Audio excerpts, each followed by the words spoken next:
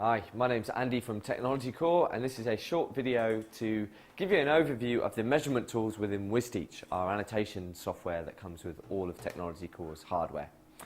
So to find the measurement tools within WizTeach, you simply go up to the main bulk of the tools up here, and you go into Maths, which is already open, but you'd hit Maths, and you just go and find measurement tools from here, and it would leave you the measurement tools toolbar.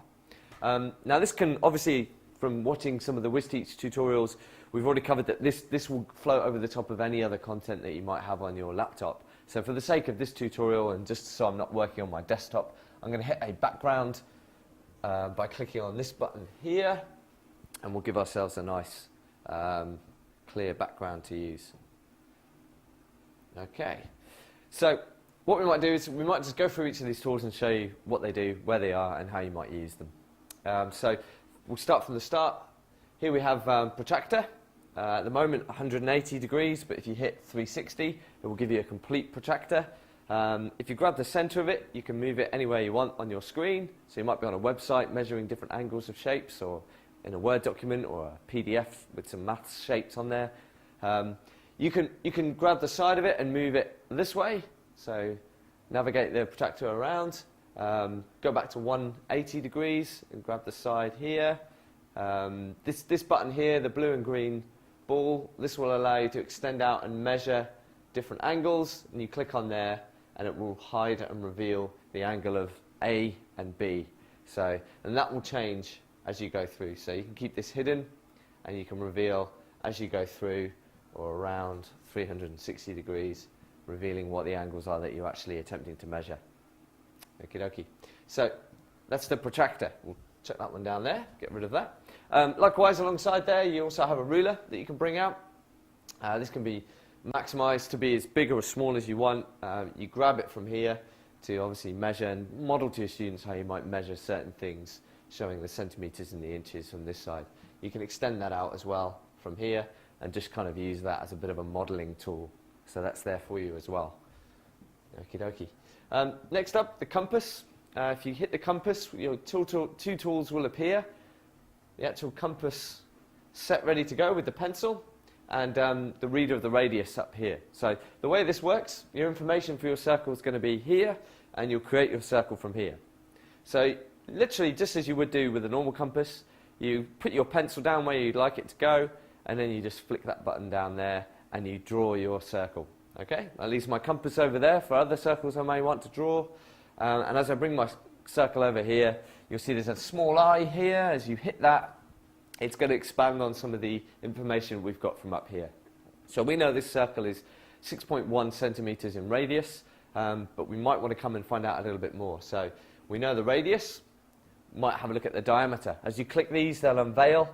If you want to go a little bit further, you can click on the equation side of this, and it will actually give you the formula for how that's been worked out. So for in this example, the diameter equals radius times 2. The radius is 6.1, so the diameter is going to be 12.2. So just a little bit of information. It's not just a compass for drawing a circle. It will give you the info behind that as well. So it enables you to elaborate on some of those mathematical reasonings behind how circles work. We'll just chuck this down here and get stuck into a couple more of these. This is a units of measurement converter. If I grab my keyboard here, if we stick a number in there, we'll put an 8 in there perhaps, kg, weight, volume, distance, temperature, time, area, each one with its different measurement.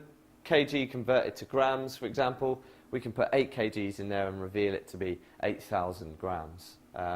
Stone to pound, for example, it'll just work as a normal converter would, but nice big visual. And you can work through volume, distance, temperature, time, and area as well. So that's quite a handy reference table to have within the toolkit. Next up, things like the scientific calculator. This is great. You can open this up. You can do anything you can do on a normal scientific calculator. As we've covered in other WizTeach videos, as you create content, if you create a number, you can drag that number out and do all the usual things that we've done so far in other videos with number. That's in the number tutorial. But that's where your scientific calculator lies. Let's get rid of that. Okay, what else have we got left up here? We've got our timer for those of you guys that might be doing time out there. You've got a clock up that will open up here.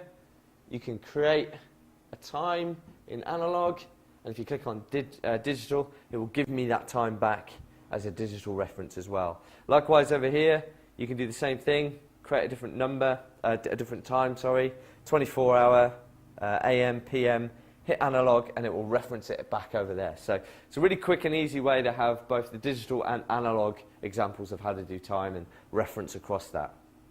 Okay, so that's where those two lie. Next up, we've got the timer. Again, expand that to be as big or as little as you want, just like any WizTeach tool. Nice big tangible timer. Just click start there. You start timing. This is great for group work. If you're timing an exam or getting students ready for PE on time, any kind of time where you want them to be very visually aware of what's happening up here. Every time you hit split, it's going to register times here. So the students could be coming up and tapping on this when they finished a certain thing of work, and then they could take a pen, for example, and put their own initial against that time. Just a quick way that you might use that. Last but not least, we have our measuring tape. Just a very simple tool showing you how to measure a model using a tape measure. Very simple tool, but pretty useful if you're looking at measuring with tape. Again, just to reiterate, all those tools will work over the top of any content you like. Back onto my desktop here. Measurement tools found underneath maths. For more maths tools and tutorials and more of the other curriculum areas, have a look at the other tutorials in our tutorial area and go and have a go. Cheers.